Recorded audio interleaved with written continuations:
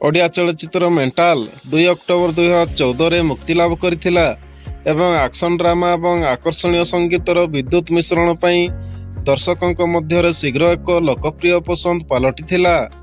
S Dilip ପଣ୍ଡାଙ୍କ ନିର୍ଦ୍ଦେଶିତ ଏହି ଚଳଚ୍ଚିତ୍ରଟି ଏକ ଶକ୍ତିଶାଳୀ କାଷ୍ଟ, ଚମତ୍କାର ଦୃଶ୍ୟ ଏବଂ ତୀବ୍ର ଅଭିନୟକୁ ଏକତ୍ରିତ କରିଥିଲା, ଯାହା ଏହାକୁ ଓଡ଼ିଆ ସିନେମାରେ ଆକ୍ସନ ଧାରା ପ୍ରଶଂସକଙ୍କ ପାଇଁ ଦେଖିବା ଉଚିତ।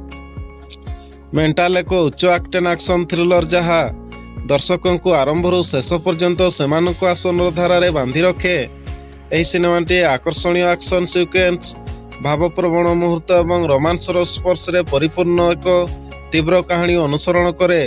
ଯଦିଓ ଏହାର ସଠିକ୍ କାହାଣୀ ବିବରଣୀ, ରହସ୍ୟ ଏବଂ ରୋମାଞ୍ଚର ମିଶ୍ରଣ ହୋଇ ରହିଛି, ଏହା ସ୍ପଷ୍ଟ ଯେ ଏହି ଫିଲ୍ମଟି କ୍ଷମତା ସଂଘର୍ଷ, ବୀରତ୍ୱ ଏବଂ ବ୍ୟକ୍ତିଗତ ଏବଂ ସାମାଜିକ ଚ୍ୟାଲେଞ୍ଜଗୁଡ଼ିକୁ ପରାସ୍ତ କରିବା ଚାରିପାଖରେ ଘୂରି ବୁଲୁଛି। ଏହି ଚଳଚ୍ଚିତ୍ରରେ ପ୍ରତିଭାବାନ ଅଭିନେତାଙ୍କ ଏକ ଦୃଢ଼ କାଷ୍ଟ ରହିଛି, ଯେଉଁଥିରେ ଅନୁଭବ ମହାନ୍ତି ଏବଂ ବର୍ଷା ପ୍ରିୟଦର୍ଶିନୀ ମୁଖ୍ୟ ଚରିତ୍ର ଭାବରେ ଅଭିନୟ କରିଛନ୍ତି। ସେମାନଙ୍କର ଚମତ୍କାର ଅନ୍-ସ୍କ୍ରିନ୍ କେମିଷ୍ଟ୍ରି ଦର୍ଶକଙ୍କ ଦ୍ୱାରା ପ୍ରଶଂସା କରାଯାଇଛି, ଯାହା ଆକ୍ସନ ଭରା କାହାଣୀରେ ଗଭୀରତା ଆଣିଛି।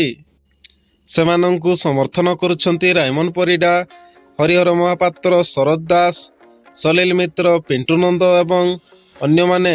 ପ୍ରତ୍ୟେକ ଚରିତ୍ରଗୁଡ଼ିକରେ ନିଜ ନିଜର ଅନନ୍ୟ ସ୍ୱର ଆଣିଛନ୍ତି। ତୀବ୍ର ମୁକାବିଲା ହେଉ କିମ୍ବା ଭାବପ୍ରବଣ ମୁହୂର୍ତ୍ତ, ଏହି କଳାକାରମାନେ ନିଶ୍ଚିତ କରନ୍ତି ଯେ ଫିଲ୍ମଟି ପ୍ରତ୍ୟେକ ମୋଡ଼ରେ ଆକର୍ଷଣୀୟ। ଏହି ଚଳଚ୍ଚିତ୍ରଟି 2 ଅକ୍ଟୋବର 2014 ପ୍ରକାଶିତ ହୋଇଥିଲା। ଅନୁଭବ ମହାନ୍ତି, ବର୍ଷା ପ୍ରିୟଦର୍ଶିନୀ, ରାଇମନ ପରିଡା, ହରିହର ମହାପାତ୍ର, ଶରତ ଦାସ, ସଲିଲ ମିତ୍ର, ପିଣ୍ଟୁ ନନ୍ଦ, ରକ୍ ପାଟ୍ର ଏବଂ ଅନ୍ୟମାନେ। ଚିତ୍ରନାଟ୍ୟ ଏବଂ ନିର୍ଦ୍ଦେଶନା ଦେଇଥିଲେ ଏସ୍ ଦିଲ୍ଲୀପ ପଣ୍ଡା, ସଙ୍ଗୀତ ଦେଇଥିଲେ ପ୍ରେମ ଆନନ୍ଦ। ଏହି ଚଳଚ୍ଚିତ୍ରଟି ଅଲିଉଡ୍ ନୂତନ ବ୍ୟାଡହକ୍ ରକ୍ର ଡେବ୍ୟୁ ଫିଲ୍ମ। ପ୍ରତ୍ୟେକ ଚଳଚ୍ଚିତ୍ର ପରି ନୁହେଁ, ଅଲିଉଡ୍ ସୁପରଷ୍ଟାର ତାଙ୍କ ପ୍ରଶଂସକମାନଙ୍କ ପାଇଁ କିଛି ନୂଆ କରିଛନ୍ତି ଏବଂ ଏଥର ଏଥିରେ ବଲିଉଡ୍ ଗାୟକ ମିକା ସିଂହ ଆଇଲା ରେ ଆଇଲା ଟାଇଟେଲ୍ ଗୀତ ଗାଇଛନ୍ତି।